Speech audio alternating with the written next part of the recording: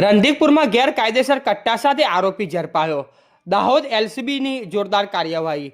દાહોદ જિલ્લાના પોલીસ અધિક્ષક રવિરાજસિંહ જાડેજા સાહેબના માર્ગદર્શન હેઠળ જિલ્લાનો કાયદો અને વ્યવસ્થા પરિસ્થિતિ મજબૂત થાય તે માટે તથા બોર્ડર પરની થતા ગેરકાયદેસર હથિયારોના પ્રવેશને અંકુશમાં લેવા દાહોદ લોકલ ક્રાઇમ બ્રાન્ચ સતર્ક રહી કાર્યરત છે। આ અનુસંધાને એલસીબી દ્વારા અગાઉ હથિયાર કેસોમાં ઝડપાયેલા તથા શંકાસ્પદ ઇસમો પર વોચ રાખવામાં આવી રહી હતી।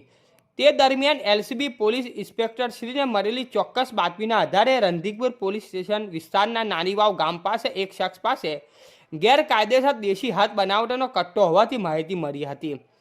વ્યૂહાત્મક રીતે રેડ ગોઠવી એલસીબી ટીમે સ્થળ પરથી અશ્વિનભાઈ રમેશભાઈ નીનામા ઉંમર 25 વર્ષ નાનીવાવ તે દેશી કટ્ટા સાથે ઝડપી પાડી કાયદેસરની કાર્યવાહી હાથ ધરી।